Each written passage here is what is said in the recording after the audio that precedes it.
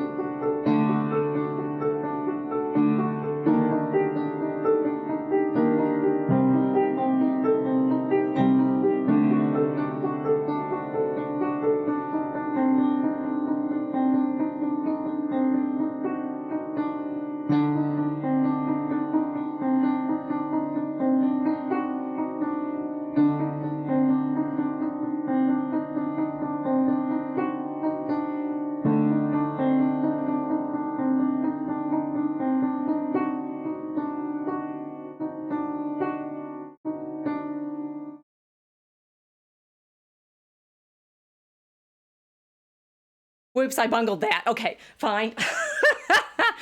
We have been practicing so much. I am worn out with tech tests. This is it. This is it. This is real. This is the story we've been dying to tell you for, I don't know, how long have we been working together to try to figure out how to narrate this particular mystery for everyone? Probably since the beginning without realizing it.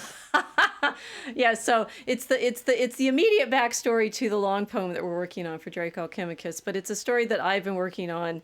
Yes, it's like my entire academic career, but indeed, isn't it the story that our soul longs to be a part of? So did you figure out the parable yet? Do you know what story was I telling? What was I telling there? The Love and Night. Oh, that sounds romantic and It chivalrous does. and chivalrous. This knight that prepares a gorgeous dowry for his beloved, and I was sort of hesitating as to telling. It's like, does she want to go with that thief that steals her away and throws her in prison and blinds her, or is she reluctant? And when he finds her in that prison, does she blame him for not showing up sooner? Does she say, what took you so long? Why did you leave me languishing here for years and years and decades and centuries and millennia? Mm.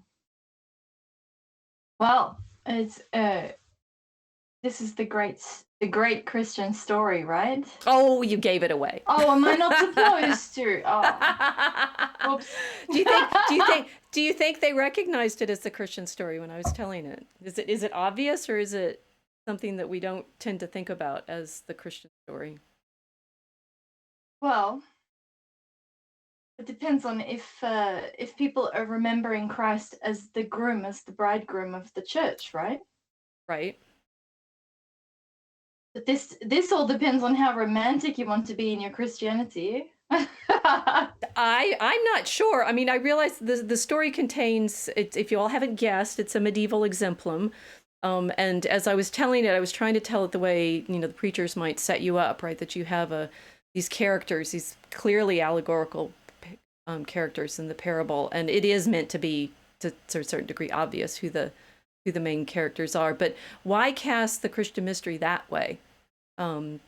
Sort of think about other ways that we explain our redemption, our salvation. And we spent you and I spent the last episode talking about the ark and Mary and the ark, and answering the kinds of criticisms that we often hear online, in the internet, in the stream, about who Mary is and what her role is. And you get the predictable ones of, well, Christ has to save her. She can't be immaculately conceived because of course he has to save her too. Here today we're doing the story of, in fact, what his, how does he save us? What does that mean for Christ to save us? Exactly what kind of salvation is the incarnation, crucifixion, and resurrection? Mm-hmm. Is there a problem? So, go ahead. Well, I'm just thinking, this kind of story seems a bit outdated in our culture now, to be talking about knights saving princesses from outdated? How possibly? Serial killers. So why is it important? Why was it important to medieval Christians? This pattern, this type. Well, I mean, one easy way to say it is it's medieval knights. It fits in the my favorite movie, right? A Knight's Tale, with Heath Ledger, and I have no idea who the actress was who plays the love interest, because it doesn't really matter. it's you're focused on Heath Ledger as the knight, there's a this story plays out in that narrative quite well, that he's not noble, he's of humble birth and has to rise to nobility and win his princess by jousting well and overcoming the evil Black Knight who is going to there's that whole scene when oh god, I almost remember the name of the guy who's playing the bad guy, the knight, when he's describing to the princess what jousting is like, and it's all quite sexual and stuff in his description, and she's obviously meant to be sort of titillated and intrigued, even if she's not going to give in to him in that moment. So you could just say it's just playing off of 12th, 13th, 14th century courtly fantasy of the way men and women are supposed to behave. But why did that develop? It's sort of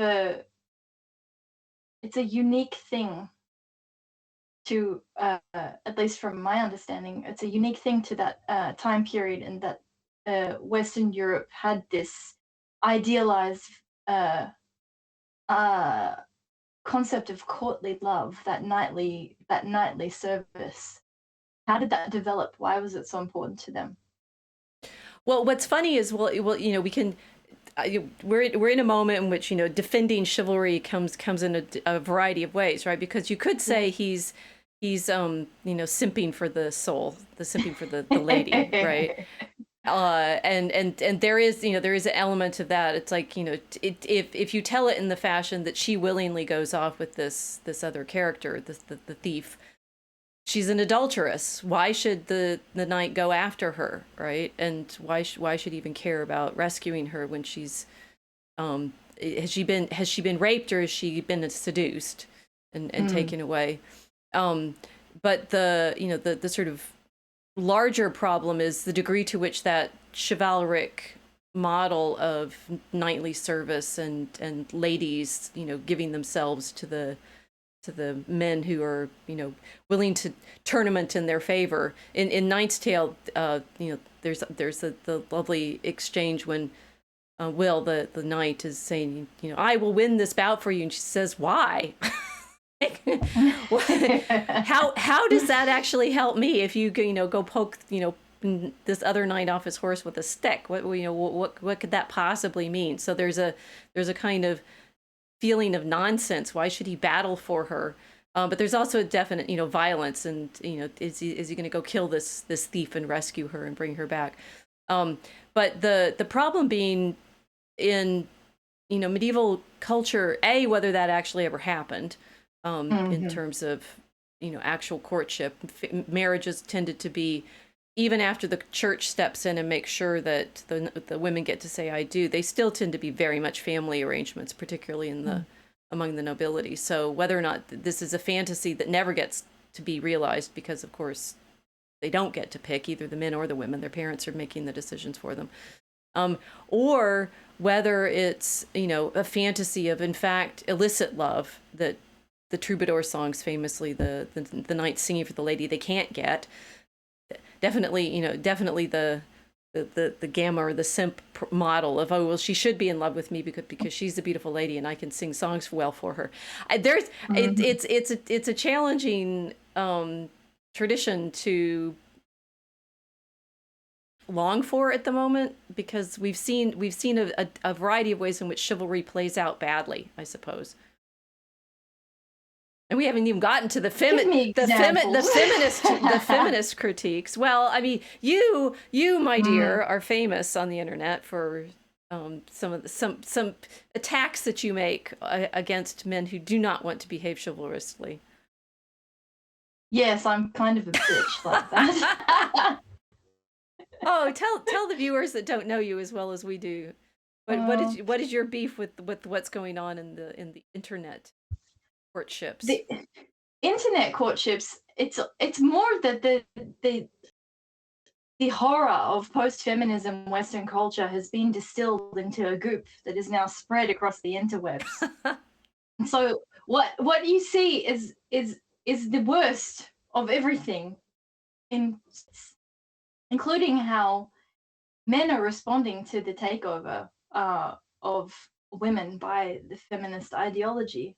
It's very strange to me. So, like, when I'm talking to a lot of guys who are uh, responding to this and saying how horrible it is and all of these feminists are terrible, their response to it still seems to put women in the position where they're entirely responsible for everything going on, Mm. which to me has seemed an odd thing, because if you do truly believe in the authority of man, that a man is endowed with a particular authority by God that a woman is not, and you believe in patriarchy, at what point is it entirely women's fault that they've you know rushed like lemmings off a cliff in the race for equality with men? Hmm. So I've been talking to everybody about all of these kinds of things, but also the way that men and women are behaving on the internet.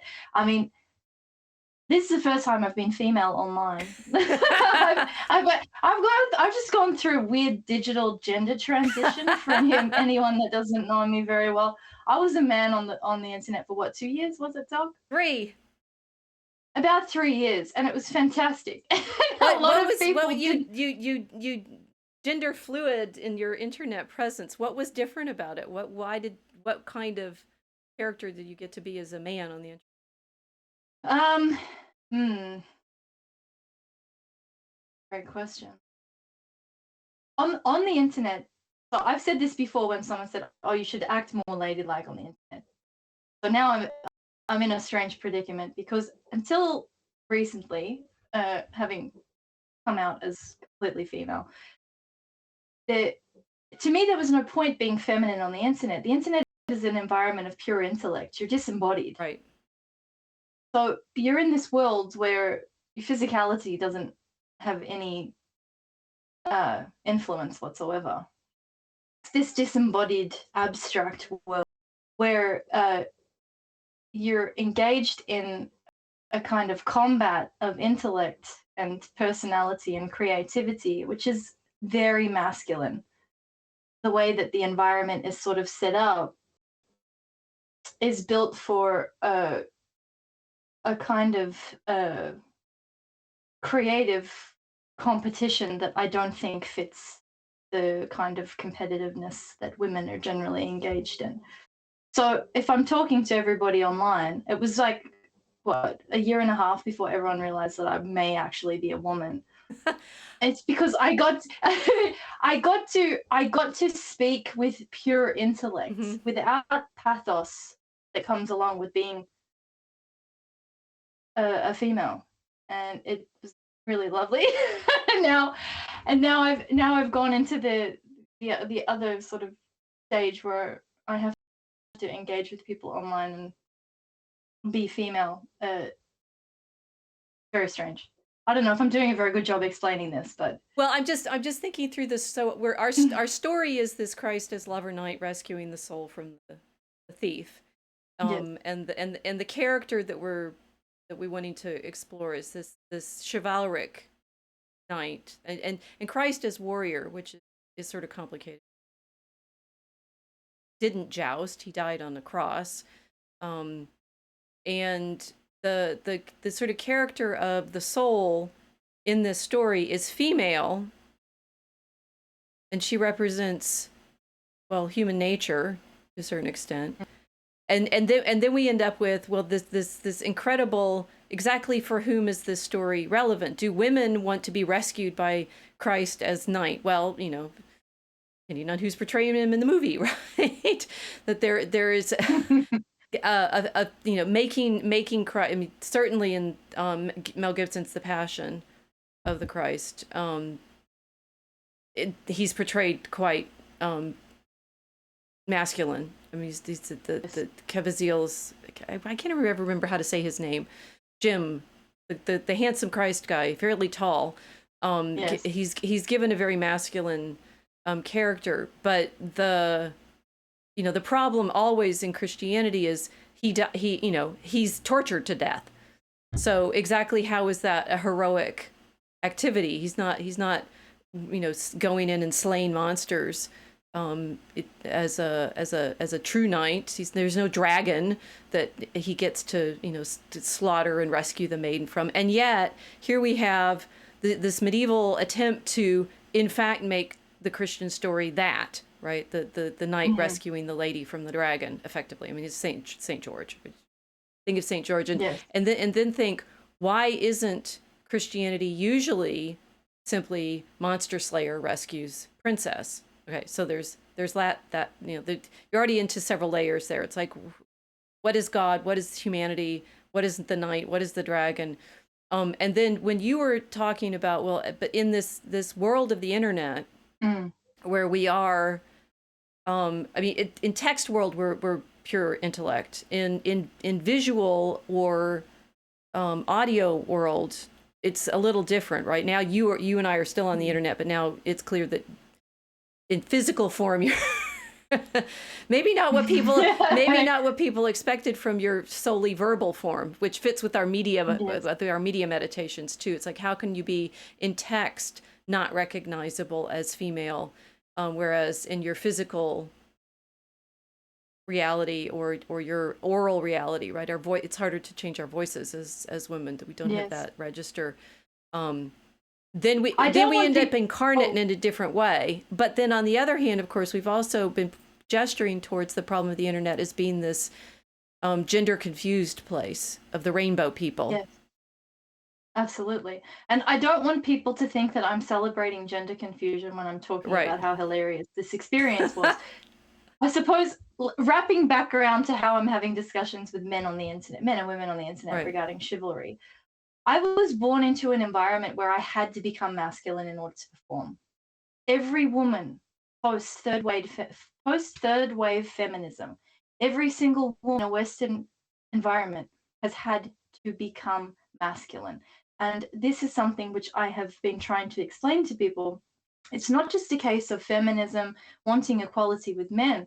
The environment does not allow us to develop with a healthy sense of our feminine instincts. I mean, from the beginning of a woman's education in most government environments, what we're asked to do is enter a classroom. We're placed alongside boys with the vision that at the end of this educational process, we're going to be entering an economy to compete against the same people we're sitting beside. Right. So I may be more cognizant of this than a lot of other women are, but having left the West and come back into it, I'm very aware that the game of playing a man on Telegram was very easy because I've had to do it already since I was young. And people can say, "Oh, what are you talking about? You know, women don't have to become men." Blah blah blah. You in a traditional society, uh, the economic powerhouse of the home was the woman. That's the home economy. But outside of the home, men were expected to perform, provide, invent, um, trade. Like that external economy was completely controlled by men. So we've had the role flipped. Women have been pushed out of the home. So when I'm kind of celebrating that I could trick everybody into thinking that I was a man, it's it's sort of like, well, surprise, guys. I'm what women have had to Right. do. I'm just much more honest about it. I am telling you all that I can play man because that's what all of your women have had to do for the last 80 years, and they're really miserable. Whereas I'm enjoying it because I can switch and I go, okay, I'll put kilts on the shelf and I'll go back to being a girl for the rest of the afternoon. But it's very taxing psychologically, and I think this is where we're seeing all of this gender dysphoria. It's real. It's just that people aren't able to articulate exactly why they feel not quite themselves anymore. You're hyper industrializing women to perform like men, and after a certain amount of generations, what do you think? Of course, they're going to want to cut their breasts off. Right. Because we're psychologically turning into men. So it would then follow that the physicality would be adjusted. You know, maybe I'm ranting a little bit too much about this, but uh, it's it's something I think people need to think about. Um, the internet is the place of pure intellect, but it's also the place where people get to, I think, reveal the full extent of the damage that all of these cultural engineering processes have had on them. So it really pops out very strongly.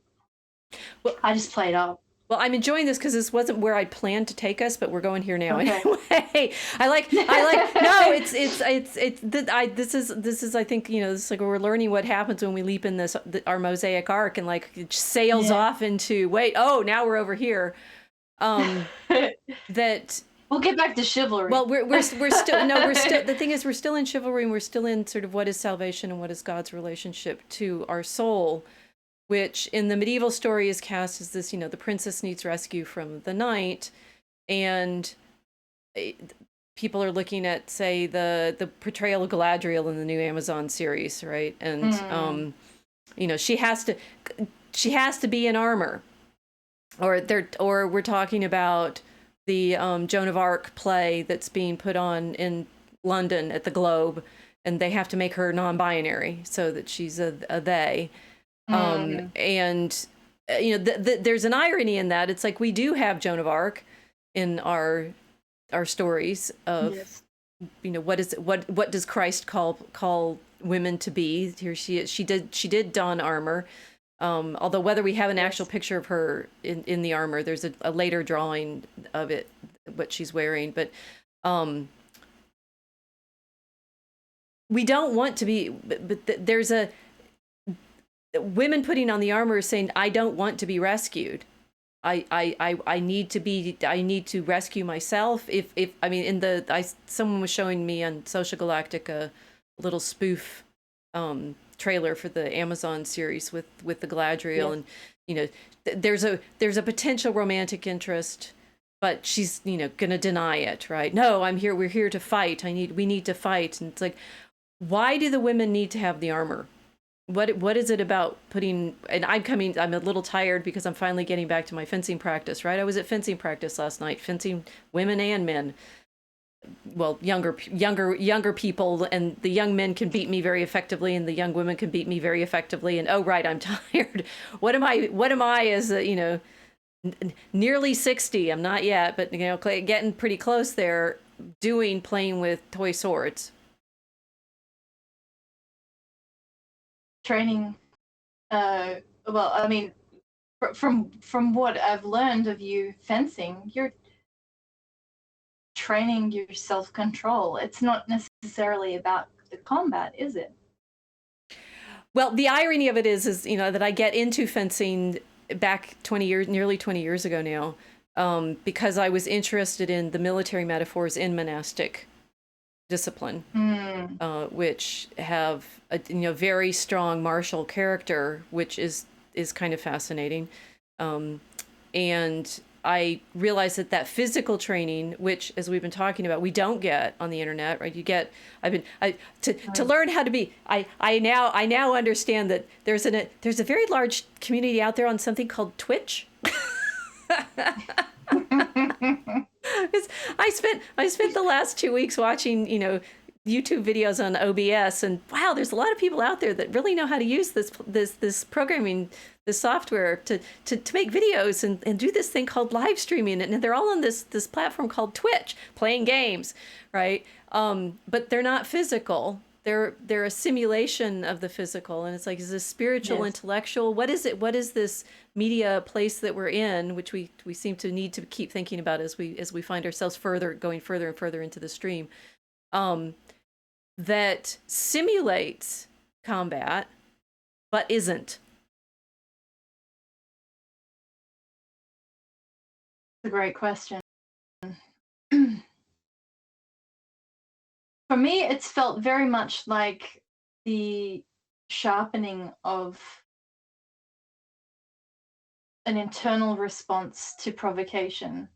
So, like, if you're getting trolled constantly, like we have in all of our chat rooms these bouts. Mm-hmm. In DCR, you bout your opponents. Like we've encouraged this as well. You have the culture of the well, to be fair to me, the first rule of the Dragon Common Room is salute your opponent, which sometimes people forget. Yes. Like they see combat as nothing but coming in and trashing the room and then going, oh, nobody wants to fight, and leaving. Yes. I said salute your opponent first. Salute your opponent. But that's part of it as well. It's like fighting on the internet is learning how to fight well. It's just in a completely different way. People have had that kind of training in dialectical arguments, right, but also in rhetorical arguments. I mean, basically just bombarding each other with slurs until someone reacts, or whether or not you can see the joy in it as well, and understanding it as a way of hazing each other to kind of figure out somebody else's edges and see where they're at, and then open up for a deeper conversation on other issues. Right. Kind of like there's like one scene in the second Matrix where Neo fights this guy called Seraph, and he doesn't even tell him he's about to fight him, and so this guy just smacks Neo in the face, and they start having a fight. And he said, "Why did you don't truly know someone until you fight them?" Which I thought was quite a profound statement. That's kind of what we've been doing. True. Yes. Yeah. So you don't really know someone until you fight them. You don't really know yourself until you've been fighting. And we're not living in a world where there are requirements for physical combat as much as there are the requirements for the intellectual and spiritual combat. The media environment makes it more pressing that people are prepared to have an internal martial art, right? Right. But it's interesting. You're right that you're saying it's intellectual. It is spiritual. It has spiritual effects. Yes. But the mode, interestingly, it's highly dialectical, theoretically. But for the most part, I don't see the logic in people's reactions. Right. I think. I mean, I can't remember whether I said this in our streams yet or not. But I see them as a fencer, sort of swiveling their blades around and actually making no real threat of attack. I mean, true fencers, you don't see it coming because they're quite controlled and still in the way they set things up, and they don't. You can tell as someone who's watching for the attack, you can tell the difference between someone's just waving their blade around and there's actually going to come something, and that's all faking out, and the fake out that I've seen most in the internet world is the as you were saying, getting people to just get angry Yes. and lose their focus so that they can't respond well. Yeah, a lot of people do that. Um, I don't know. It's a very strange thing that the the kind of baiting someone until they just blow up. It can be done well and with purpose, but for the most part, I don't think people are really understanding the the value in that kind of pure intellect combat and what you can actually get out of it. Mm. Um, we we built this creative studio out of that those tensions and every time, I mean, it's usually me because I'm fighting with everyone all the time. But To a certain extent, we depend on you to do that. But on the other hand, yes, you are. But on the no, it's there's a. I think you say you do this as a man, not a woman. I say you do it as a warrior, not a um. Well, a orc. I don't know. It's a trolley simply to get the reaction. You seem to go in with a purpose to yes, get people to attend to something that you're trying to show them, which is a different sort of engagement. Whereas what I see, and I would say, if I'm going to be banned from the internet, I might as well be banned for something true. Women tend to do it a totally different way, right? They play mm, a very, very different game, which is basically pay attention to me. I mean, we we live on it, ladies.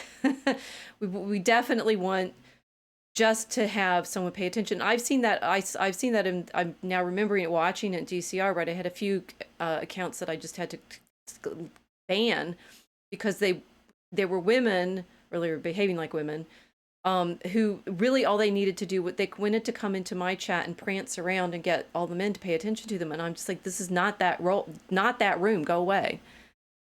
This is a yes, fencing stall, and you can put your armor on and do the bout. But if you're in here disrupting that exercise in order to get the men to pay attention to you as a girl, it's the wrong energy. yes. Well, this is why I didn't want anyone to know I was a female for so Right. long, because I was really enjoying the process of it's attentional redirection.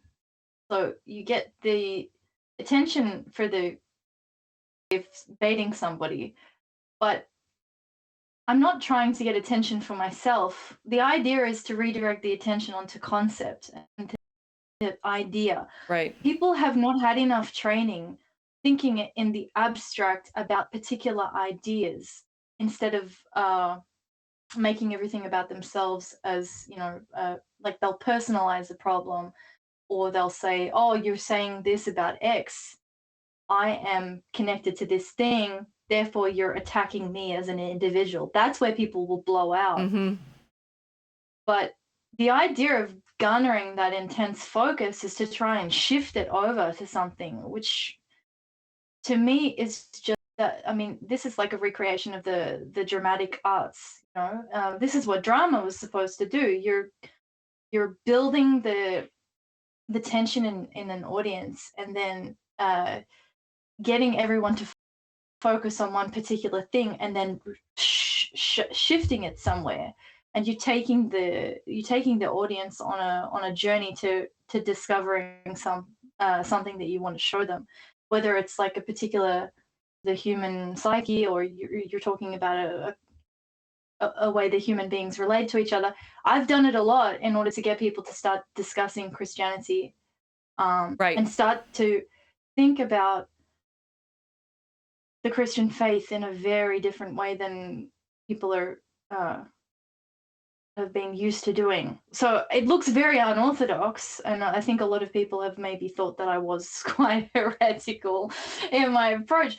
But at the end, I'm trying to get people to start to focus on things that have been buried, and yeah, it's this is this is part of the challenge too. It's like Right. uh, I think losing that anonymity, it's kind of changed the way that I can do it. But this is much more a masculine thing. I think this is one of the Sorry, manuscript. which this? Because Oh, I've got about sorry. as usual I've got about 5 ways that I can go from what you've been saying, and I want to make sure you've said what you were trying to say before I change it. No, the dramatic genius. It's masculine. Men used to do drama like this Oh, Shakespearean aha, and then ah, yes. you get the reveal at the end. It's still a very masculine thing. So Okay, I hadn't thought of that. I mean, that means that the poetry that we're trying to write is, I mean, it is masculine. It's men yes, wrote the kind of stories that we're saying. But then I was thinking, you're saying we are trying. This is a big project of our live stream, our podcasts. Is first, why poetry, why Christianity, and mm, why our project in the Dragon Common Room. And I was saying the why in this is why do we know that we need to write the kinds of stories that we're doing in poem in meter. Why Christianity, right? yes, The deep questions is always about showing the way in which we we know Christianity from the liturgy, from my research, from our prayer life, from the experiences that we've had, all of these things that just feel lost and drained out of modernity. I mean, I regularly have conversations with even Catholics, right, who tell me that they've never heard what I'm talking about, and I'm like, well, it was a pretty big deal for a millennium, and I'm not making this up. It's in the sources, and I know that it doesn't sound like anything you've ever heard, even as Catholics, but it was the ancient and medieval tradition. So we're trying to show them that. yes, But that, sort of at a even more poignant level, how to think about Christianity through story. So the why poetry and why Christianity is the same question, because it's like we start with this Christ as lover knight exemplum. It's very popular exemplum from the later Middle Ages and many sermon manuals. Their efforts to try to explain doctrine in the particular version I was trying to play off as, well, there is one version I looked at today is Franciscan, right? They're trying to help people see the mystery of what God did for us, and they do it through these little stories that then open out into further mysteries, and you start mulling over, well, exactly what kind of relationship does God have to our soul, and so forth. And that we can't do it except through those sorts of stories, which get totally lost when you do the other thing that was very popular in the 12th and 13th century, which is end up in dialectical dispute. mm. And Debate me, the bro. yeah, the chivalric problem is both these imaginative stories of knights and ladies, and as Abelard famously described his own venturing from being an actual knight of grew up in a noble family and was meant to be, as the oldest son, a knight, abandoning that, going off to Paris and its environs, and jousting and disputation, and then of course falling in love with his student Eloise and seducing her, and etc. Which is the other version of the great love story of the period. It's like hyper intellectual. Eloise was very masculine in her ability to read multiple languages and debate with Abelard, which is why they ended up having sex and a baby and getting married. And so there's I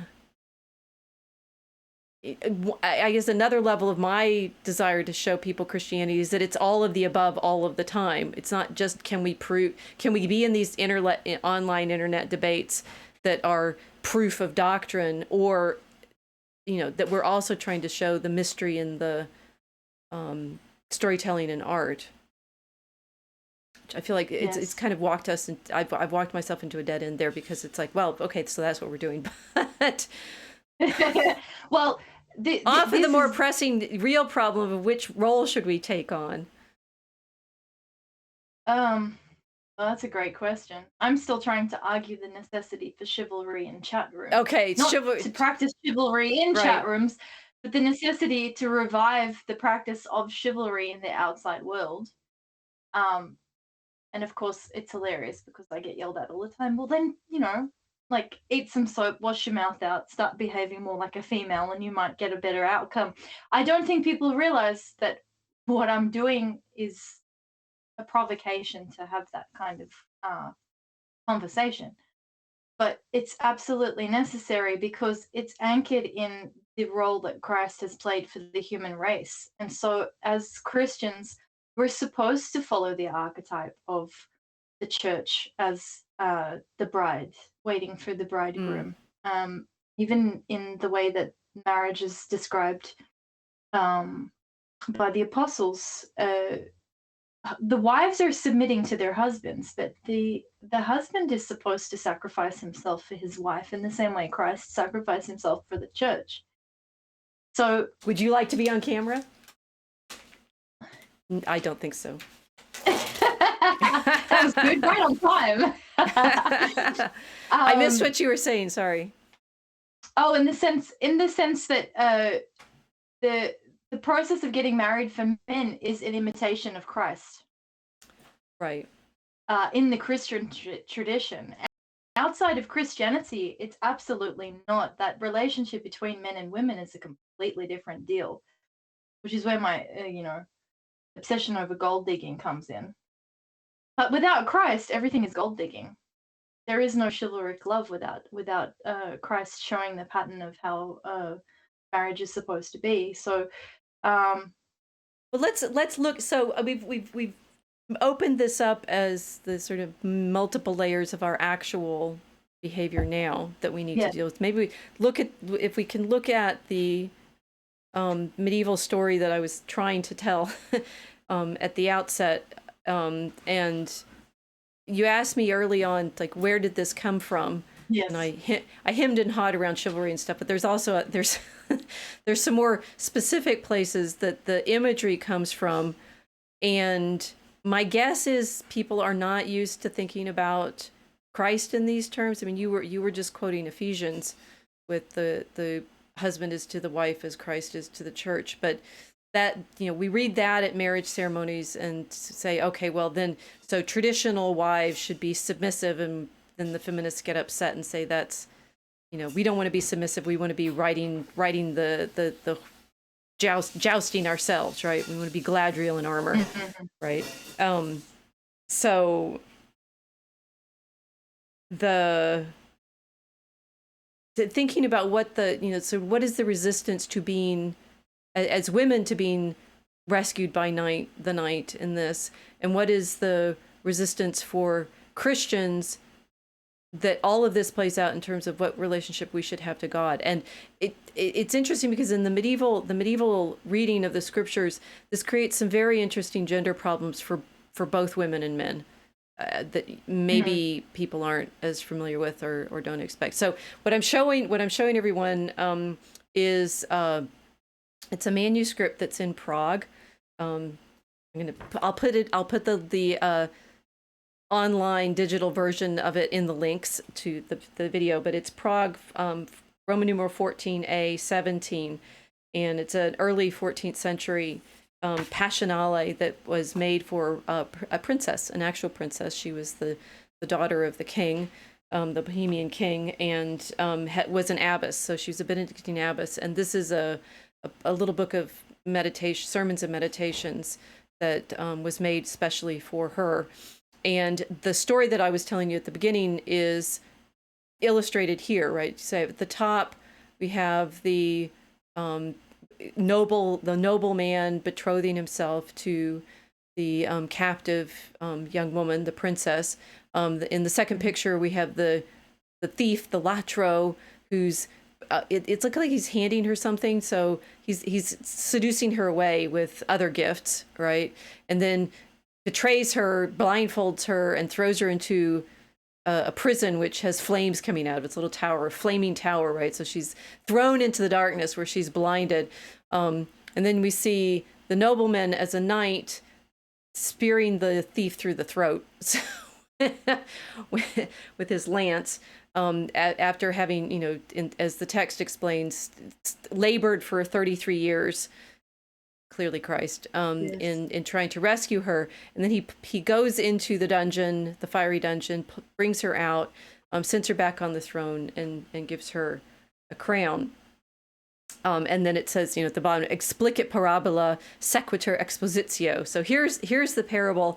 The rest of the book is going to be the explanation of who it is. And of course, it's interesting that we have the shield. I'm showing the shield now of who this knight is, and it's a very interesting heraldry because, well, it's got a cross across the middle and a variety of weird little implements, right?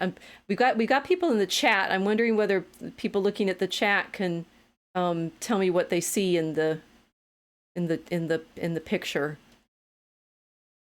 Can you recognize all of these various implements? I know Casey is in there. She's been talking a lot. And Jedi Bear is there. Welcome, everyone. Jedi Bear and Casey have been having a little chat all by themselves. I'm wondering whether people can see what is going on here. We have a spear, a wreath, it looks like, a hammer, a weird little lozenge thing with a red dot in the middle. I'm wondering whether they're clear enough. Some clothing. There's a wreath. Yeah, it's a wreath. Is it a wreath or a crown, maybe? Yes. Well, Casey gave it away. The instruments of Christ's torture and crucifixion, right? So it's technically an iconography known as the Arma Christi, the arms of Christ. And it becomes very popular in the later Middle Ages as a meditational guide, right? You're going to think on, and this I mentioned Mel Gibson's Passion of the Christ, which is clearly modeled on the Stations of the Cross, but it's also if you were meditating on all of the torments and tortures that Christ endured, a diagram like this with showing you the different instruments of the Passion would help you think through how he suffered with the wounds at each one. We have the clothes, a ladder, a shirt, 2 whips, tongs, a pike, yes, burning pitch. These are his garment and the little boxes above it, the dice that the soldiers used. We have the pillar for the flagellation. The pliers are for pulling the nails out, and the ladder is for putting him up on the cross or bringing him down, and so forth. But arranged as if it is a knightly heraldic symbol. Right? What's interesting about this manuscript is it has another set of the Arma Christi they're all more bloody, but clearly this sort of we're going to meditate on all the torture implements in this story of Christ as the knight who is rescuing the lady by fighting off the thief. I ended up, I sort of get in this place where if I'm in what I would be like in class, which is now I'm showing you, in fact, the full manuscript, which you can see if you go to the website, you can see the this is like being in the digital world now means I'm not dependent on showing you a picture or you see a little black and white image in a book, you can see a color picture of a single page in the book. You can go online now and page through effectively the whole book, these manuscripts. And so, I mean, what's interesting about this one is you see that it's a kind of comic strip effect, right? Here's the page where I was just showing you the knight and his rescue, and then we go to the bigger story that it's a part of, which is creation, right? So there's the creation of Adam and Eve, the fall. I read a nice little essay on the source of this book, and they're saying that these manuscript paintings, these are manuscript images, but they don't look like manuscript images because usually manuscript images in the period have more framing and sort of background and so forth. That these look like they were done by someone who's trained more as a wall painter. So they're a series that looks somewhat like you'd see in a church, right? Of all of these images. Here we have Adam and Eve being expelled, and the dragon, the dragon, the devil casting them into their own fiery prison. So in the sense that, and then we jump to the Annunciation and the Nativity and so forth. So it's a whole like comic book series of images with the opening scene of saying, here's the knight, here's Christ as the knight, or here's sorry, I'm tangling it up. Here is the nobleman rescuing his bride from the thief, by being chivalric, and then the explanation is going to be, and look, our entire the whole history of the fall to our redemption is going to be told as if it is also this chivalric story. Yes. Shall I keep going? Yes. Keep paging through so people can see it. Now we've leapt to the circumcision, which you saw the knife of the circumcision, if you were looking really carefully, in the instruments of the Passion, taking that the circumcision is the first violence inflicted on Christ, right? Because he's circumcised in the temple when he's a baby, which is paired with here Christ's prayer in Gethsemane and the drops of blood, the blood that he sweat. So Mel Gibson could have looked at this manuscript for his story, right? Because it's taking us through the whole. We have the mocking. He's blindfolded and they're whipping him and tormenting him.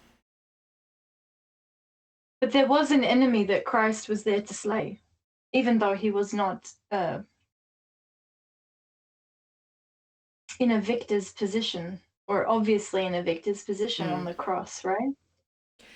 Well, I'm getting what I'm realizing. I'm going to get into trouble. Is showing now. I'm showing you a picture of him bound to the pillar and being flagellated. And again, these late medieval images end up quite bloody. You get little drops of blood everywhere. And apparently the addition of the red ink in this manuscript is quite interesting technically. That to make sure that it was look dribbly and droppy, they had to paint it on top of white so that it would stand out. So because you've made me think of the hymn that we sing at the end of Easter at the resurrection, as the lover knight of mankind and the lover knight of man's soul coming to slay the enemy that's imprisoned man. Christ has fulfilled that role, that chivalric role for mankind, but the enemy was an invisible one. And we sing the hymn at the resurrection, which celebrates the defeat of that enemy. And it's death itself. Death is the dragon. Death is the thief of mankind. Right. So the only way that Christ was able to slay that particular dragon as the Crusader Knight was by dying, which is why we sing Christ has risen from the dead through death, trampling death, and to all who are in the tombs, everlasting life. That's his great quest and conquest as the knight, right? Well, so interestingly, I was hoping that this was a good topic to take people through after talking about Mary and the Ark. Mary is the Ark, because always with Mary, and she's being shown. Actually, no. Here we have Christ carrying the cross, and then a nun kneeling down and seeing his side wound. Right. There's another image that he's shown with Mary more intimately. That whenever we talk about Mary, the problem always comes up. Well, she can't be immaculately conceived because she needed Christ to save her too. And then you realize that is a good question, because it does raise the question of, well, exactly, why did all of this work? Seriously, right? Let's seriously think about this. So in the little parable, we have he's a knight and he's rescuing her. Fairly straightforward and simple, right? Except in this story, which I'm still paging, I'll go to the next page. Now we have him on the cross and being mocked and his clothes off so that they can be played dice over, and Mary and John witness here on the crucifixion. How is this at all like a knight jousting? there's ways you can read it metaphorically, and in some of the exempla it says, it's like he's being put on the cross like the knight being set on his horse. Like, well, okay, that's the cross as horse that he rides. And there's more ancient meditations on this. For example, in the Anglo-Saxon Dream of the Rood, which is a dream in which the cross speaks. Appears first as a triumphal cross with jewels and everything, but then it appears bleeding, and the cross is part of the battle, right? It valiantly holds up against the battle, that the warrior, the hero who climbs it and takes on the battle, also engages in. But this problem of exactly how Christ is in fact dragon slayer when he is the one slain, it's not an easy mystery to unpack. And a good part of scholastic debate over the 11th, 12th, 13th centuries is in fact arguing over exactly what kind of effect does the crucifixion have. And this is, it carries on obviously into the 16th century, when people are still anxious about exactly what does it mean to be saved? What is our salvation? And you say from death, but what, why if indeed if God could save Mary from sin simply by protecting her, making her from the beginning of time to be made without sin, why not just fix it all for the rest of us? God could do it. Yes. Why does it have to be through the crucifixion, through the incarnation, and through these? And Christians, we do have to be able to answer this, because it kind of all hangs on our understanding of what it means to meditate on the cross. I'll see whether the chat says anything. Guys, I'm still kind of getting, I can't see the chat right now. Sorry. My OBS is not perfectly set up to be able to see it in every context.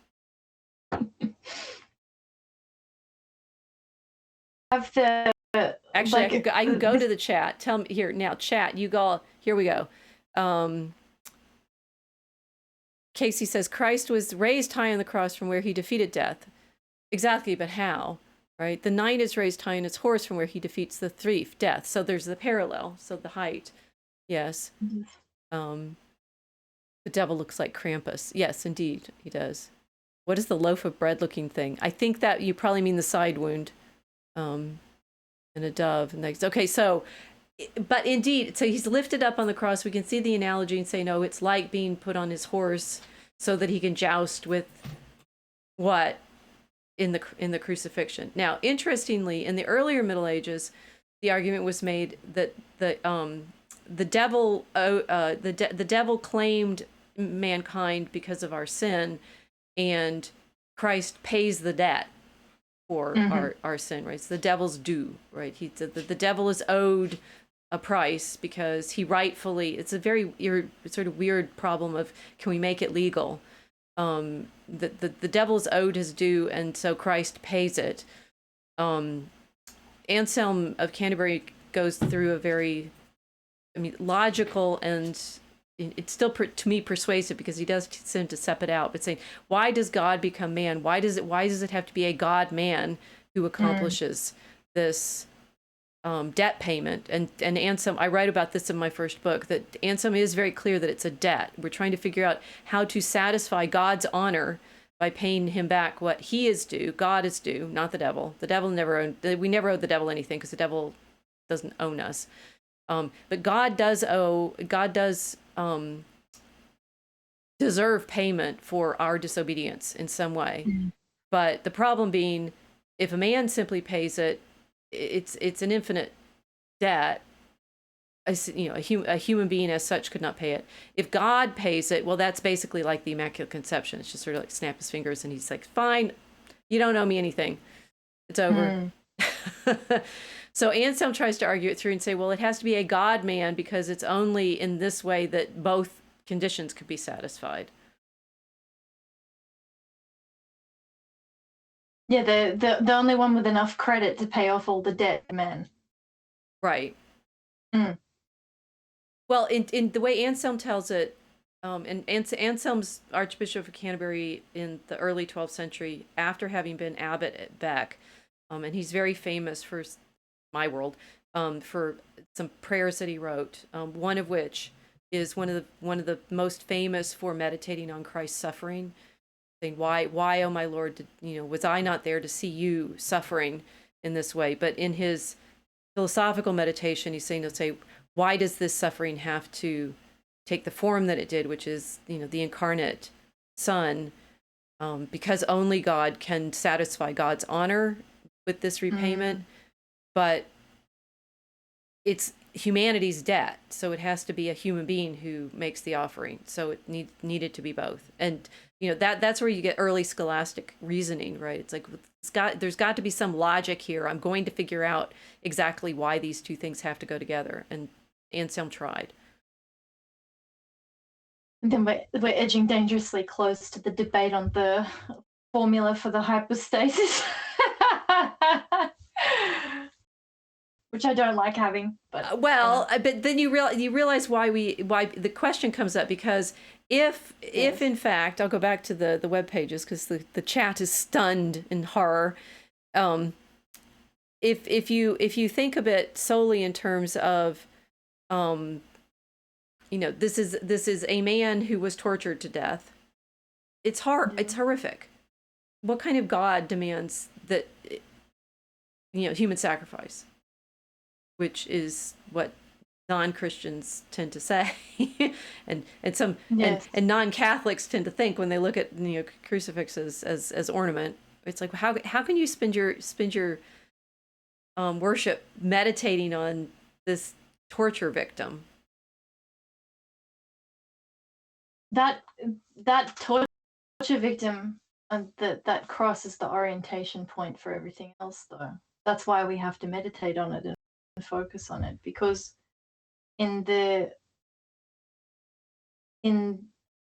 it's not just it's the pagan religions. Plenty of the heathen gods required human sacrifice, but they were requiring the sacrifice of enormous amounts of people that would not satisfy the gods, right? We have the Mel Gibson apocalypto depiction of ancient South American civilization, where they're pushing all of those tribal people up into the top of the pyramid to be killed by having their hearts cut out and then thrown down to the bottom of the pyramid. So it was always connected to like fertility cults, and there were never enough sacrifices to satisfy those gods. Right. This is the distinction between the heathen cults and the story of the crucifixion of Christ.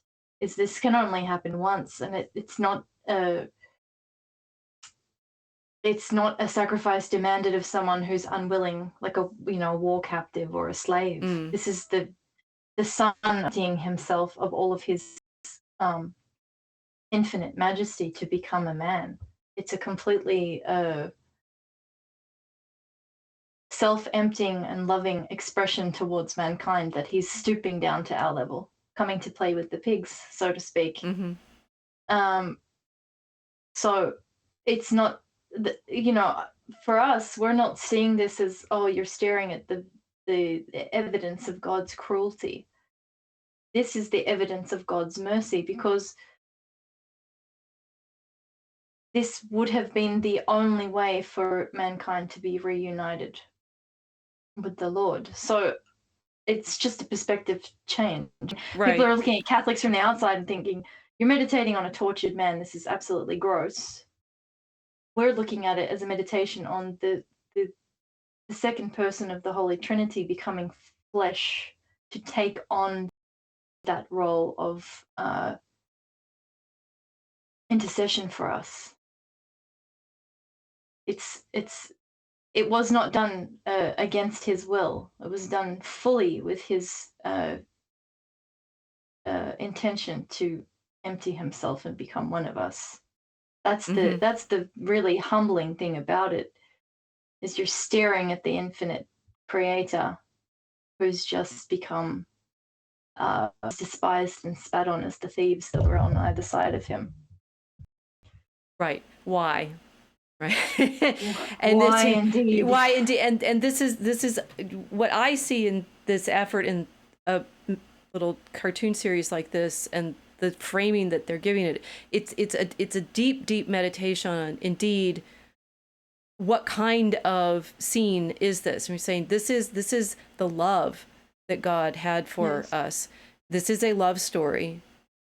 And somehow, this is why in this manuscript there are actually those two images, where it's the shield of the knight, and then we're going to get to, there's now we have the death on the cross, and the descent, and the entombment, that they're taking him down from the cross and then putting him in the tomb. And now we have the resurrection and the harrowing of hell, and the ascension. So skip to the happy part of the story. I need to get to where the other, that in sequence, where the other image of the instruments was. Here we go. Okay, so we've just gone through that whole story. Now you realize these two sets of images that I showed you of the instruments. The one at the beginning, right after you've been given that parable of, here he is, here's his shield with his arms. And now we've been taken through the story and said, and now look again at what instruments, inflicted these wounds on him. What are those? What are those instruments? Now, can you, as the reader, understand exactly why he went through that torture? Class.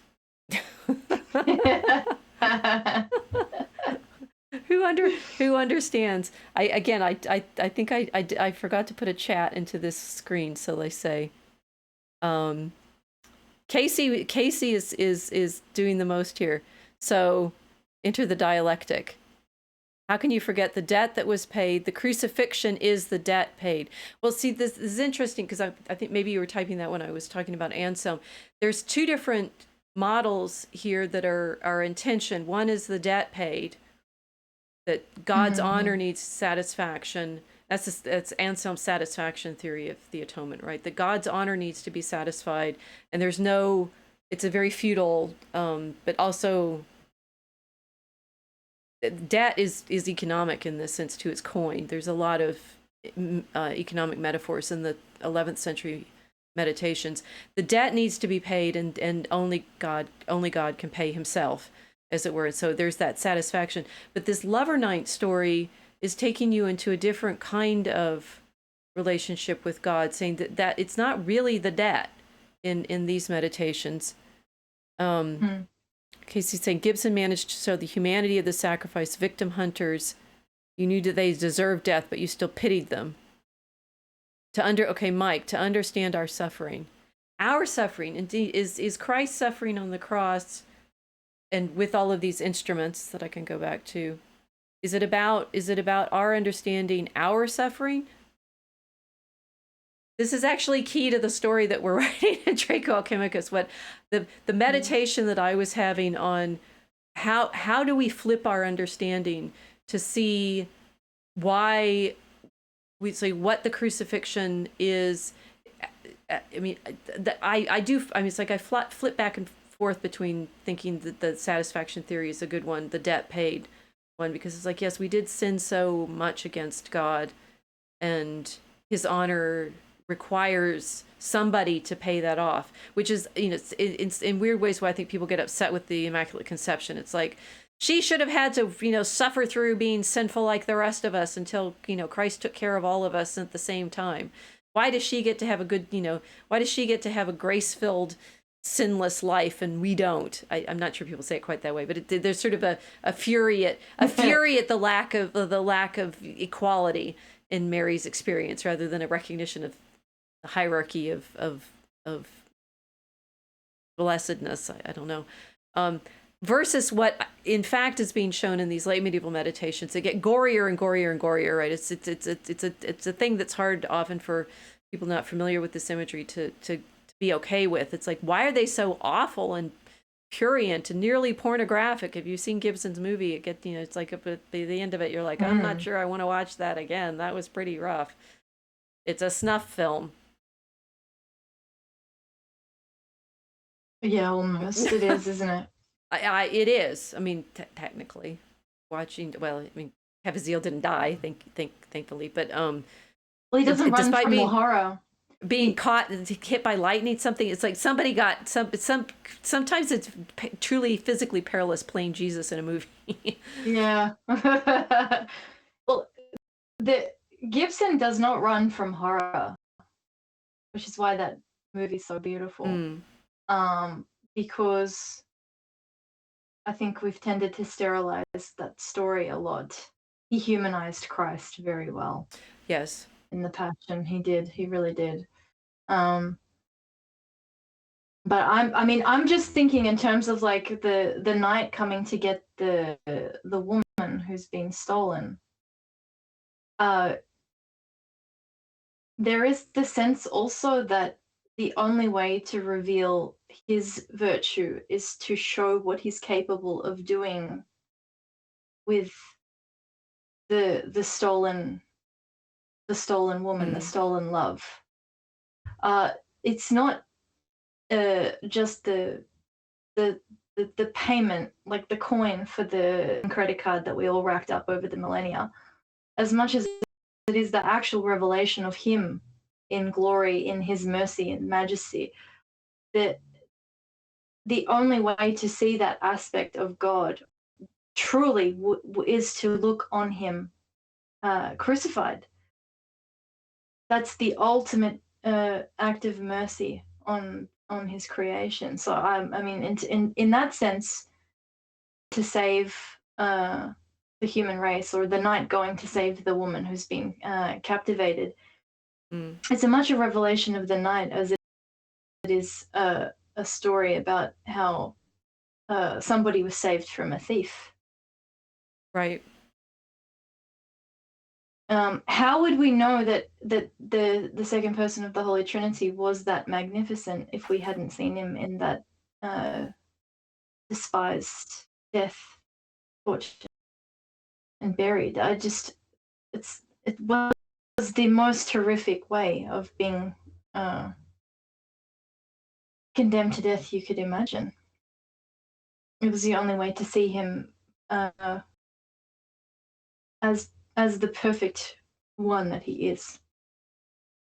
Well, here's what the Preacher's Handbook that I was looking at today says. It's a passage on Christ's Passion, which is coming in a series of meditations on the 7 deadly sins, and this is under envy, right? So this is the antidote to envy, which is interesting if you think about hierarchy and problems. But in the fourth and last place, it remains to see how this charity, when it has been driven away and is almost completely lost, may be found again and recovered. So envy drives out love. Verily thus, if man would diligently consider and intently weigh within him what love Christ has shown us, not only in his blessed incarnation, but also in his cruel passion, from which nothing could hold him back, that he might hear or see or understand or fear, so that he would not want to suffer death for us in order to free us from external death and the power of the devil.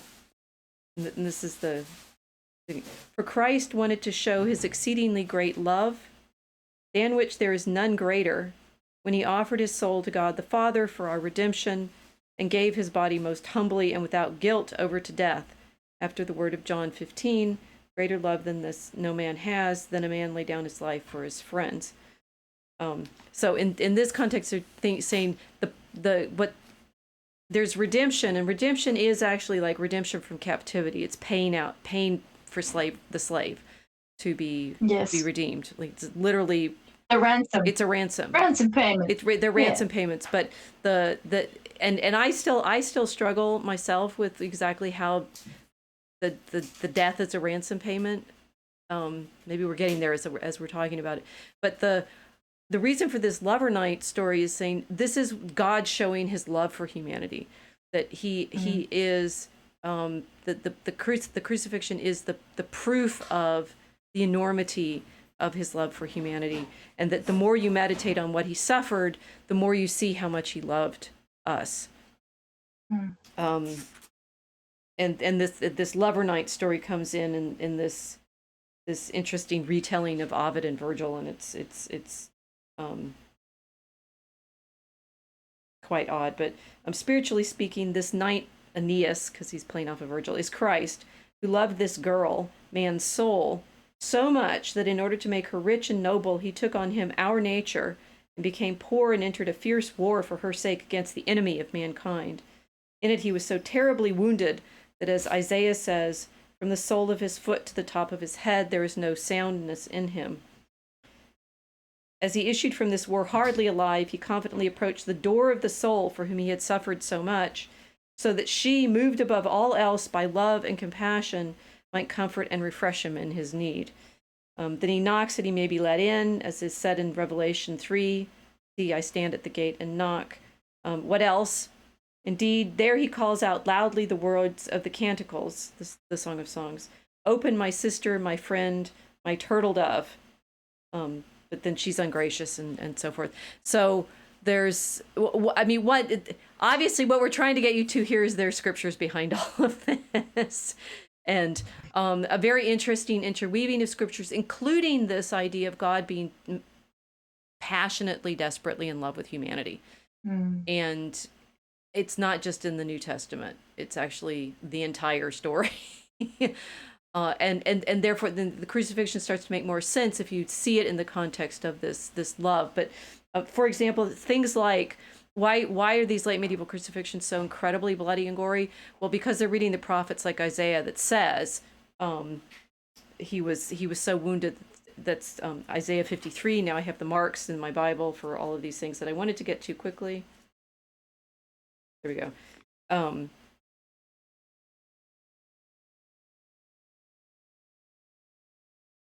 Despised in the most abject of men, a man of sorrows and acquainted with infirmity, and his look was as it were hidden and despised, whereupon we esteemed him not. Surely he hath borne our infirmities and carried our sorrows, and we have thought him as it were a leper, and as one struck by God and afflicted. But he was wounded for our iniquities, he was bruised for our sins, the chastisement of our peace was upon him, and by his bruises we are healed. Oh, and I skipped the verse that actually had it. He shall grow up as a tender plant before him, and as a root out of a thirsty ground.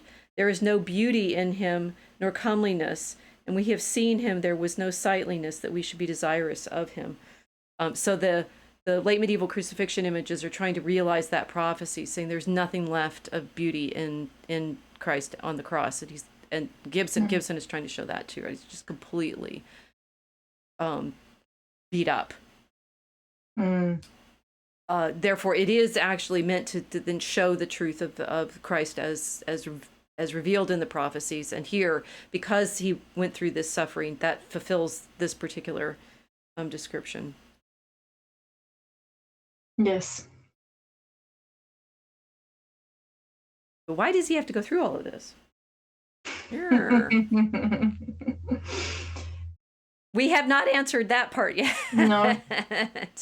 Not yet. Why does he have to go through all of this? It's the marriage of the Lamb. Yes. Where does that come from? Why do we end up with... You realize that the whole of the Bible is a love story from beginning to end. It starts with creation, it ends with... Yes. I mean, we'll keep going in the pictures to get you there. Okay. We have here Mary and her suffering waiting for him. Some pages without pictures. You're disappointed now, I'm sure. I'm not sure that this is a manuscript. There's a facsimile of this book, but I'm not sure that someone's done a proper translation of the text. So here we have the women coming to the tomb and the angel in it showing them that there's just grave clothes and he's not there. And then the women seeing Christ resurrected. And always, you know, let's remember always that in Christianity, it's the women that witness first to the resurrection. If you ever have anybody make the nonsensical claim that Christianity just devalues women, recognize that the only reason that we know about the resurrection in the story is because the women get there first to anoint the body that isn't there, and they're the first ones who see him. And this is often liturgically represented in medieval practice with one of the earliest dramas. We've been talking about drama and like, do we put this in story? Do we put this in drama?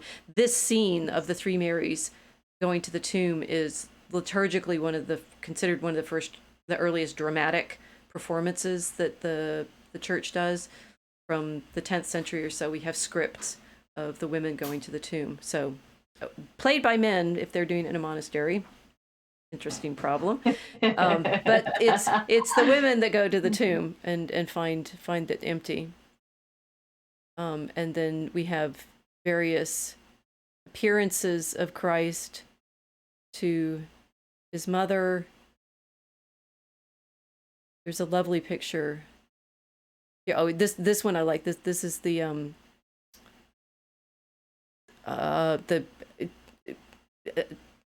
travelers on the road to Emmaus, who then they only recognize Christ when he shows them the way in which all of the prophecies were fulfilled in the crucifixion, because they're really upset. Yes. Saying, don't you know that Jesus was crucified, and it's over. Whatever happened is nonsensical and makes no sense. And Christ is there and explains to them the way the prophecies have been fulfilled, and then their eyes are opened when he breaks the bread at meal. But as he's explaining the scriptures to them, their hearts burn within them, recognizing that he is who he had said all along in the prophecies, but they couldn't see it, and now they finally can. And it's this ability to see the way Christ is fulfilling the prophecies that, again, we're trying in our discussions to help you all see how the New Testament and the Old Testament necessarily talk to each other. It's always in conversation. So here's some more appearances of the resurrected Christ. We can't have one without the other. This is his appearance, embracing of his mother. You really wouldn't. She was there under the cross. He's going to appear to her after his resurrection. And then this is showing his ascension and Pentecost. So we have a dove, and at the bottom of that image showing Mary's dormition. This is it. What you want is this fullness of this narrative in all of these different scenes, and we're meditating on each one because this happens in time, it happens in story, but we're going to get to the sort of mythological understanding. And here we are now. She's died and is now in heaven, crowned next to him. The other image in this picture is him with Joseph, who he's bringing out of his tomb as well. And then, and now he's bringing all of the other little souls out of death.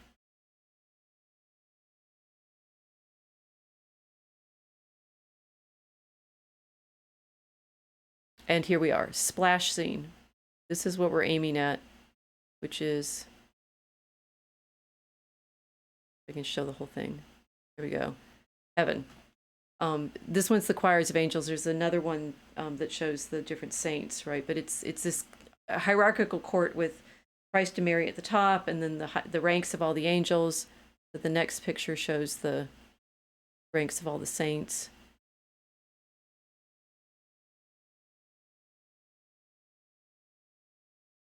So we're getting to the true bride, which you mentioned, Revelation. Yes. The church of Christ as the bride of Christ. Right.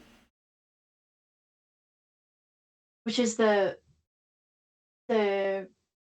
image that we're constantly singing about in the liturgy of the apostolic churches. I should say church, but unfortunately we're not talking to each other very well right now. But we've always been described as the bride that Christ is coming to redeem and to marry. And And of course, there were the parables in the New Testament that were told about this. You have the wise virgins and the foolish virgins. The wise virgins are trimming their wicks, getting ready to be summoned at any time whatsoever, Right. by the bridegroom. And of course, you've got your foolish virgins who are sitting around not doing much because they think, oh, we'll just get some of the, we'll get oil from the other girls. It's fine. We don't need to prep. Preppers, however, in the spiritual sense, did very well. So the bridegroom arrives and calls them. And the silly girls on the floor are begging these wise virgins for oil. They refuse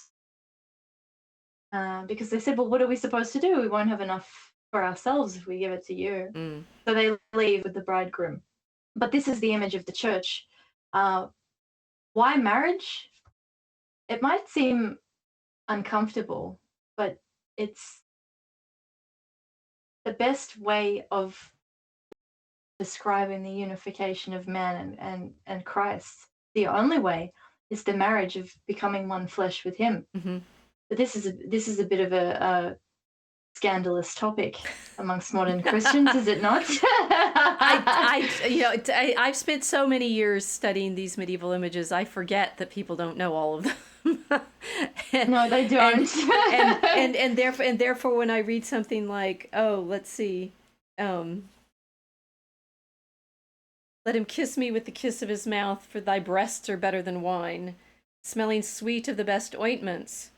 Ointments and oil, right? Thy name is as oil poured out, therefore young maidens have loved thee. Draw me, we will run after thee to the odor of thy ointments. The king has brought me into his storerooms. We will be glad and rejoice in thee, remembering thy breasts more than wine. The righteous love thee. I am black but beautiful, O ye daughters of Jerusalem, as the tents of cedar, as the curtains of Solomon. Do not consider me that I am brown, because the sun has altered my color. The sons of my mother have fought against me. They have made me the keeper in the vineyards. My vineyard I have not kept. Show me, O thou whom my soul loveth, where thou feedest, where thou livest in the midday, lest I begin to wander after the flocks of thy companions. It goes on. And if you haven't read the Song of Songs recently, you should. That, medieval Christians reading that would recognize the story I've just shown you. And it was actually quoted in the preacher's manual when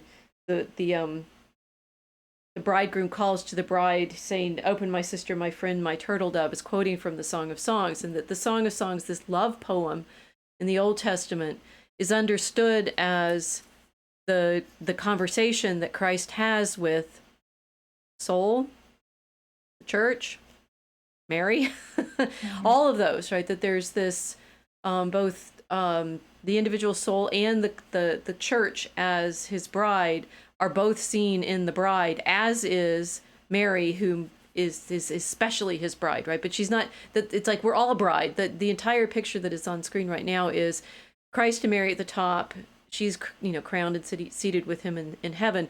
But there's all the ranks of the saints who are there also as part of the bride, right? So stop worrying about being left out if Mary is bride. You're not.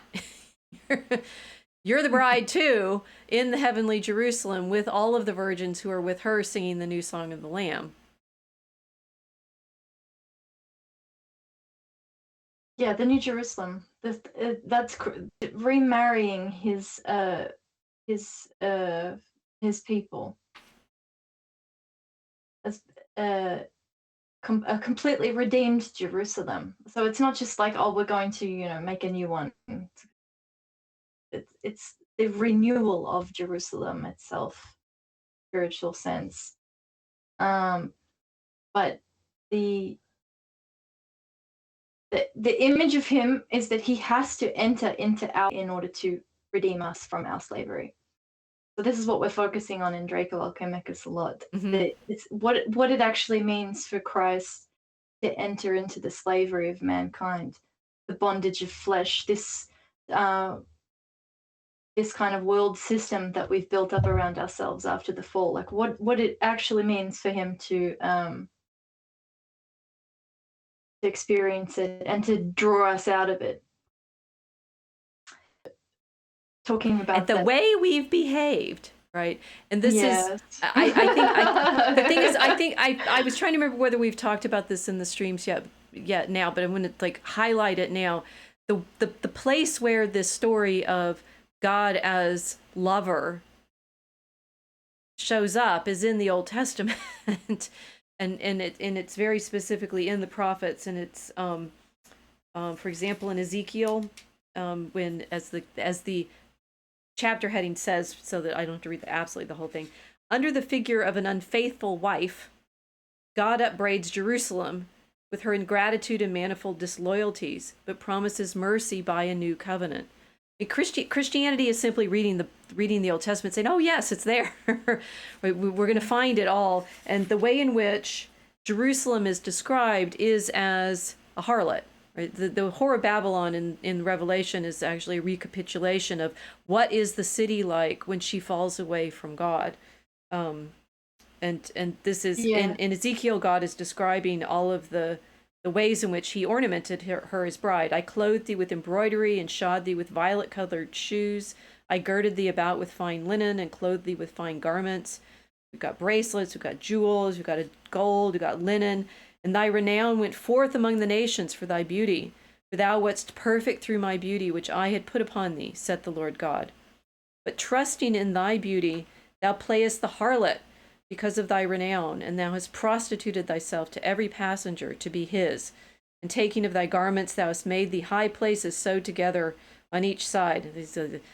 They've made the mini skirts, I suppose. I don't know. And has played the harlot upon, I don't know, like open sleeves, and hath not been done before, nor that. Anyway, the image of Jerusalem playing the harlot is the Old Testament image of what it is when humanity, Jerusalem falls away from her bridegroom, God, and that imagery of God loving us so much, but also, as in the Christ the Lover Night story at the beginning, the thief takes her away, but does she go with him willingly or not? I mean, no matter what, sin means you get locked away in this prison far from the night, and he comes in anyway and fights to redeem her and take her back and restore her to her glory with him. Well, what's happened to the formerly Christian nations? We're looking at it right now. We've all become gold digging whores. So who's, we started with our it's like the gender problems of today, whether women are behaving like men and men are not. In the chat someone was saying that women can't trust that the men will stand up for them. Well, the city is playing the harlot to the thief. Yeah, all of it. Yeah, absolutely. I mean, like, we got the goodies without the faithfulness. And it's like the macro level and the micro level, but really, I mean, like, what have Western people done? What have Europeans done? We got all of the goodies from Christendom. We raided the church. We got all the goodies from Christ, and then we said, no, we don't need it. Right. We don't need him. We just need the stuff. So our culture is kind of that marketplace now, where we just kind of see everything as transactional. Marriage is transactional. It's like, it's not that spiritual mystical union between people. It's a business contract. I mean, our culture operates like that. Mm-hmm. That's the West without this Christian mythology behind marriage, behind family, behind everything. Mm-hmm. Well, and to think that what most people know of Christian marriage is that one passage from Ephesians, which is true, right? It's all of what we've been talking about is still in there, that Christ is to the church as a bridegroom is to his bride. Yes. What does that mean? What this level of, God loved humanity so much that he gave us all these, treasures and gifts and adorned us beautifully. I mean, in medieval meditations, there'll be all the virtues that he has given our souls, all of could say all the talents and skills, the earth to live in, and we have fallen away from him in sin, and yet he comes to rescue us. Mm. So we can't rescue ourselves? That's Can basically we? the argument, Can isn't we? it? I mean, Yes, you're with right. with the girls who refuse to accept the necessity for chivalry, can women save ourselves from all of this madness? Can we run at everything? Can we pick up arms like men and do their job? Is it possible? No. No. No. As much as I like playing the man on the internet, I mean, I know I'm not one sometimes. The But you realize that we've got, I'd say this is why I would, I did a blog post about this back in the Milo days, called Lies of the Left, Gender Fluidity. Saying, Mhm. all of this stuff about, we mentioned at the beginning of this stream, that, Joan of Arc as non-binary and such. I'm like, you have no idea. the, the gendered relationship of humanity to God is as bride to bridegroom, which means all of humanity plays the feminine. So yeah, I guess just, off the top of my head, inverting women so that they need all to be in armor and taking on the masculine role. Well, Mhm. it's a curious inversion, because I said this manuscript was made for women, made for nuns. Nuns sang the same psalms as the monks, which means when I went out to learn to be a fencer, because I needed to understand the military metaphors in the psalms, right? Singing about, um, you know the Lord of hosts going forth with his armies, and doing battle against his enemies, and so forth. If you want a lot of chivalry, it's a lot there in the Psalms. Nuns were considered warriors too, so Mm. you're just behind if you're not actually reading. I think if I can close this up and show you the beginning picture, unless you're these ladies, you're really not putting the right armor on. This is an image of Abbess Kunigund, who's the princess for whom, the literal princess, right, daughter of king, who for whom this manuscript was made. She's there with her Dominican preacher who wrote the text, and the scribe on one side, and then this collection of other women, and a young woman, a little girl, probably her. It says it's her daughter. The nuns of her community. Nuns were considered warriors too. If you want armor, they're wearing it. So that's where we get to our AK-47 rosary. Yes, yes. These nuns carrying their weapons against the devil, they're part of it with their prayers, right?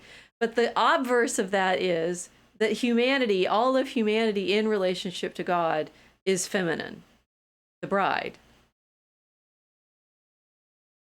So our gender confusion, it's like the layers of which problem of, the bill that Marjorie Taylor Greene just introduced today, to try to protect children against being physically transformed.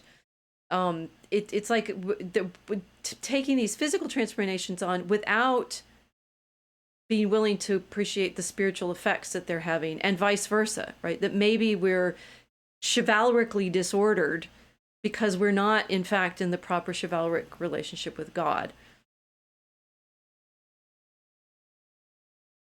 Yes, and it's an external mutilation without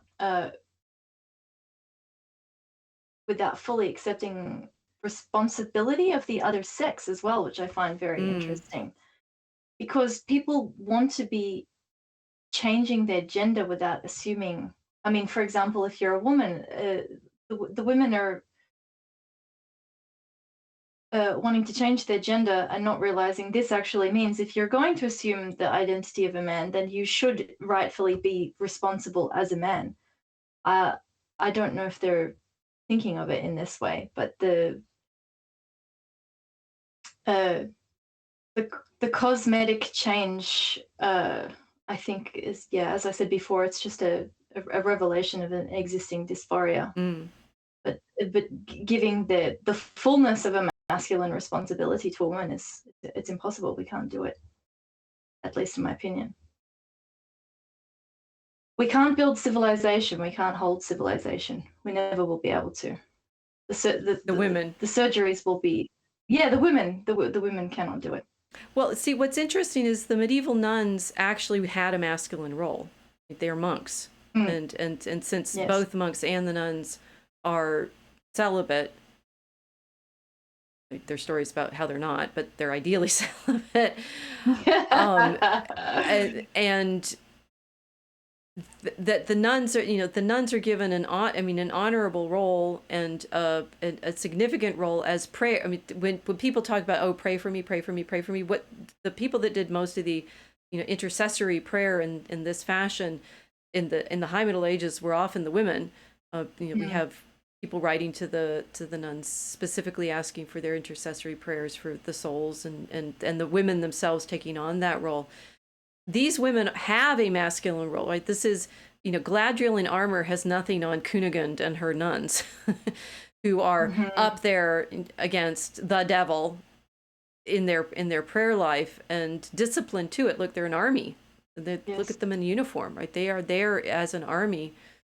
And I'd say it's in what I think I'm trying to get us to is we're gender disordered now because we're not in our proper relationship with God.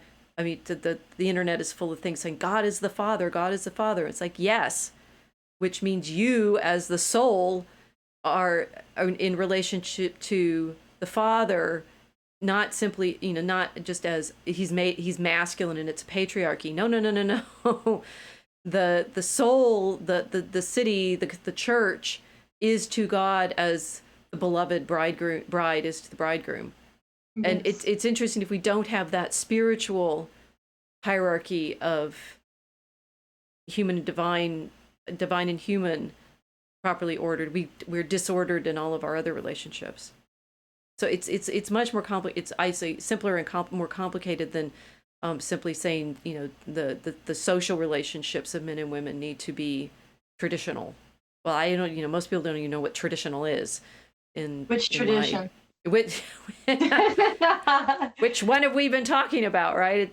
I'm guessing a lot of people will never have heard this, and Mm. they'll tell us in the comments how I made it all up, despite the fact of having a Bible in my lap with loads of more markers than I even read in this stream, to say, as medieval Christians are reading it mystically and morally, they're seeing all. So I did do a meditation, and I'll show you another place where you can find me trying to explain this.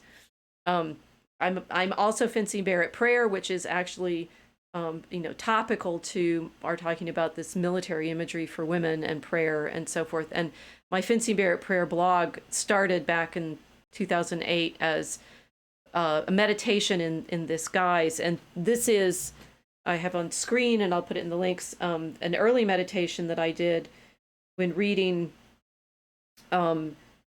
Andrew Greeley's myths of religion. It's like the whole book he called something else. This was from the section in that book called the Sinai myth. So he's meditating Mhm. on the astonishing claim that the Old Testament makes about God's relationship with humanity. Um, and I'm not going to read this whole thing. You can read it, but he's mainly about talking about why spiritual exercises don't work. It's like the he's Catholic, right? And he's saying, all these exercises, they're all fine and good, but they're like training, right? They're military training. Mm. What we need to have is hope and believe that God loves us with the intensity that the Old Testament describes. So he says, um,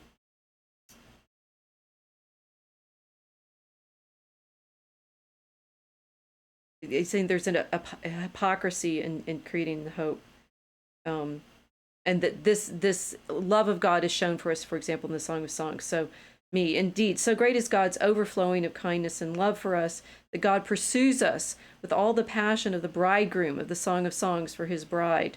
You have ravished my heart, my sister, my bride. You have ravished my heart with the glance of your eyes, with one jewel of your necklace.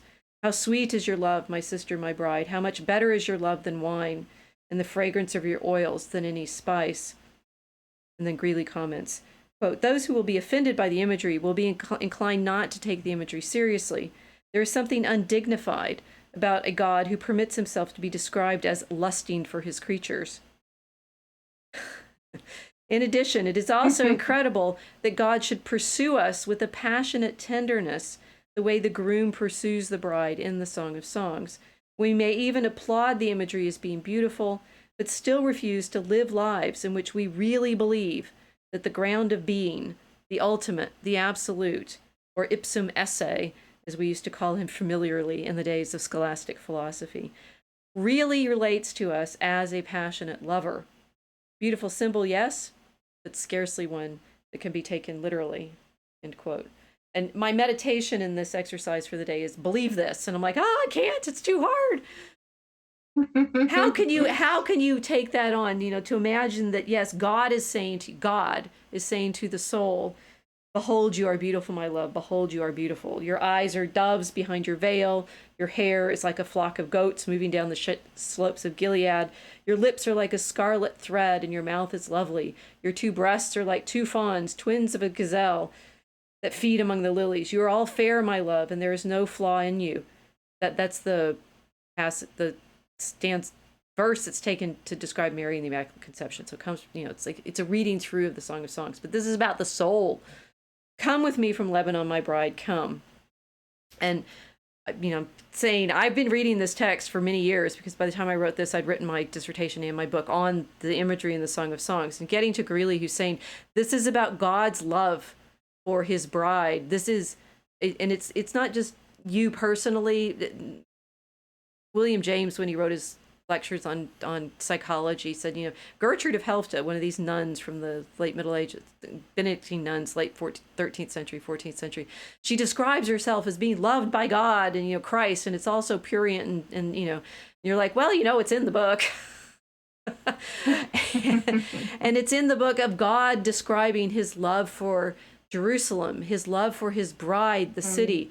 Over and over and over again, this Christ as the lover knight, which we are trying to see as, I'm showing the lover knight again, the little parable, that this is the degree to which God so loved us that, and then the Arma Christi meditation, our sins create these wounds. And that's usually the late medieval meditation. The reason that he is so disfigured and unrecognizable, Jim Caviezel, after the tech guys got finished with him, making him look bloody, is because we did it. This is how much we hurt God when we sin. Yes.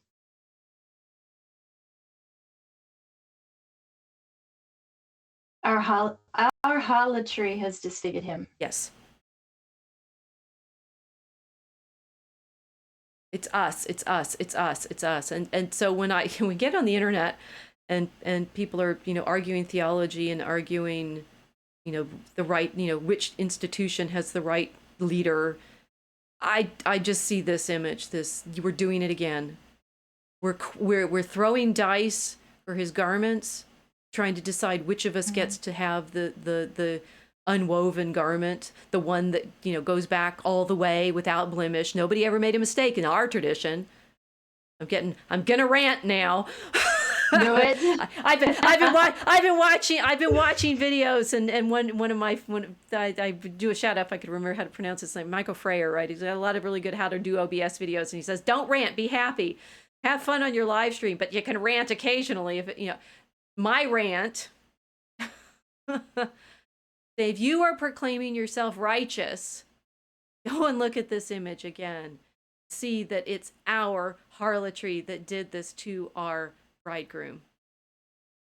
Quite choked up at this. We've all become gold digging bitches. Yes. Which is something that I've been playing with a lot. And baiting everyone to tell me exactly what the acceptable level of gold digging is in human relationships. Because I love asking people this. Would you marry an ugly man? Would you marry a poor man? what do you actually want? What does everybody actually want? Of course, everyone gives me all of their answers. Oh, I don't really mind about this and Mm, that and the other thing. At the end of the day, it's mostly bullshit. We're uh, we're set as human beings to be gold diggers. It's just it's kind of like the acceptable level, right. right? Like, what can you get away with without it being too obvious to everybody until you get to like the magnificence of Anna Nicole Smith's level. It's like completely shameless, but this was it. This was what we became, and then leaving the night, leaving our great love for whatever other things were interesting to us at the time, Right. and then of course he's the one who bears the cost of all of it. He's disfigured in this way because he's showing us how ugly sin is. Mm,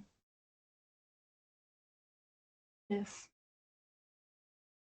it makes us ugly. We just don't see it the way that he It's sees it.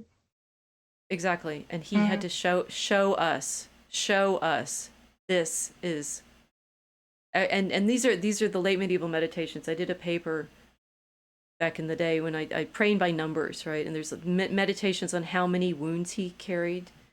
Like again, Mel Gibson is doing this within the proper long tradition. It's like we're going to count up all of the lashes. We're going to count up how many wounds he sustained, and I mean, I'm really affecting myself by this. Every single one, and the meditation in the liturgy is Christ's the improperia, right? The reproaches from the cross. Why, why did you do this to me? And because he's our bridegroom and loves us, he comes and he takes all of it, right? It's like I'm bearing absolutely every one of the sins you disfigured your own soul with. Mm. So make We say in the liturgy, he took the shame of spitting for us. yes. He took the shame of spitting for us.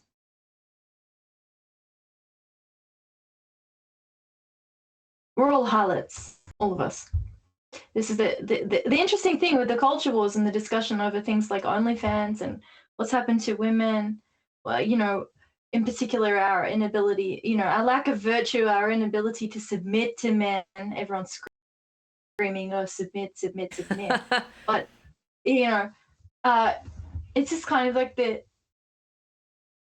we're fully realizing now what harlotry means. It's just completely off the chain. Mm-hmm. Israel OnlyFans God. Yes. Well, Yeah. or the nations, I should say. She left her husband to OnlyFans the nations. She left her husband to OnlyFans. I mean, the enemy, right? I think that's Mm, in the story with the thief, and that yes. it comes out in the theology of the redemption that we were talking about earlier, saying exactly what does it take for Christ to get us away from that thief, Satan, and saying with Anselm and the idea of the devil's debt. Anselm's replacing the idea of the devil's debt with God's honor. But that transactional meditation, the chivalric meditation comes in and says, no, it's about God's love for us, and which is obviously has deep support in the prophets. They're reading the prophets very carefully in the High Middle Ages, and they're seeing the way in which all of these prophecies are fulfilled in Christ, and one of them is in this his love for us, God's love for us. So Ha- how do we regain the chivalry in our culture, or this appreciation of chivalry in our culture? Because I mean, I hate what we have now. We're living in a kind of nightmare where everybody's inverted, even if they're not mutilating their bodies. right. Even without a mastectomy, women are mutilated. They're not feminine. They're not able to be mothers and hearths of home.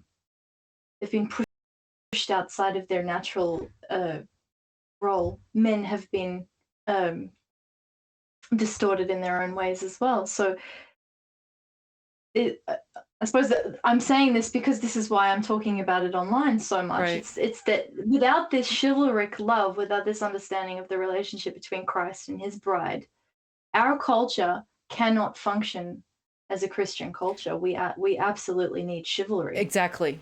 Exactly.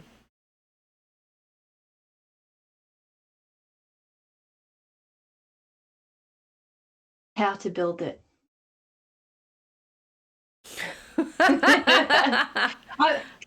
Can you legislate people to be chivalrous? Like, this is the kind of thing where it's like everyone's arguing, okay, well, we need this, that, and the other thing. And if we get this person into power, then they'll fix this. But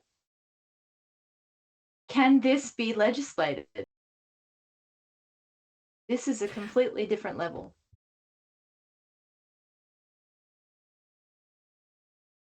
Maybe I took us off into No, I think side. now it's like to be continued. Yeah. that we're going to need to think about. We do need to think about the law. I have a lot to say after a conference that I spent a week in St. Louis at the International Congress on Medieval Canon Law, and I have reading to do on the law, which I think comes into this. I'm just hoping, it's like we've already just in our crash course in how to be online gone through a lot of the major grounding themes that we've been trying to talk about: the media, the Marian imagery in the Ark and the Old and New Testament, and now the chivalry. We have to start building back up our sense of what this story is that we're in. And that's most people, I mean, we talk about, we're going to just say, go read your Bible, right? Just like we have to be reading it, I think, with the level of attention to all of this imagery that the medieval commentators and liturgists and artists and, devout laymen and women all read it in order to have it like in our bones, to be able to see the relationships and resonances. And it's taken me decades of reading the medieval commentaries to really get some of it, and I still keep finding new ways in which all these pieces come together. It's a magnificent mosaic to go with our theme. But I'm just, I get distressed when I think, God does speak to us simply, right? Here's this metaphor that we spent some time talking about this evening of the bride and the bridegroom. Any one of these metaphors is going to have this effect, right? We're going to be blossoming out into places that I've very rarely seen modern Christians go.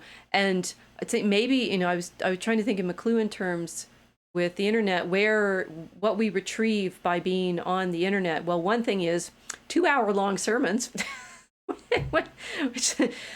Do we still have people talking at all? Have they gone into? No, it's just Casey. Okay. Oh, Yancy. Yancy says, "I'm glad I caught this live stream. Great insights. I hope you're still with us." And if you're not, I mean, one of the things hopefully we're going to be able to do in these live streams is start showing you the layers, and they reach back out. We haven't just lost a few sound bites and rules. We've lost the entire culture that built those cathedrals. And yes. It belongs in showing my props, right? It belongs in reading the gospel, the Bible in all of its layers with all of its references. This is the sermon book that I was reading from. It's like a little bundle of morals, right? Is what it's called, and it's fat. The Christian teaching that we're missing out on is enormous. And so when I say get medieval, I mean it. but in this, like, there's so much joy and richness in that culture that somehow got flattened out and lost. And maybe we'll be talking about that too, where it went. I think that would be a good place to start. Yay. The next conversation. I don't know. We have, okay, so now we've at the proof of concept, right? We hope to have a focus theme that we're going to talk about through these streams, but even we do not necessarily know exactly where it's going to take us when we go in, because that's the nature of this commentary practice that we're trying to show you. It's like you get in and it takes you through references and resonances and ties things together. And by the end of it, you can suddenly see a diagram that those windows that we're showing you in our images. All of these relationships are there, but you've been focused on one little piece of it, or you've only gone one little thread. And to really find yourself within this, the fullness of this mosaic, is a journey. So we need an ark and a ship to take us take us on that journey.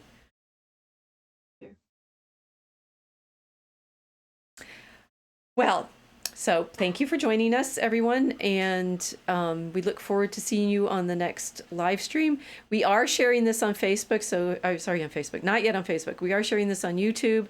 If you're watching on a YouTube, please subscribe so that we're going to be as regular as we can be. Monastic discipline on our weekly day, which we need to choose after we get through all the summer holidays and practices. But we'll also be having occasional, dove inspired moments where we just jump on stream and talk to you. Those will be more on unauthorized than anywhere else, so subscribe to unauthorized so that you can be part of the conversation there. And we look forward to seeing you on the next stream. Thank you for joining us. Bye-bye. Bye.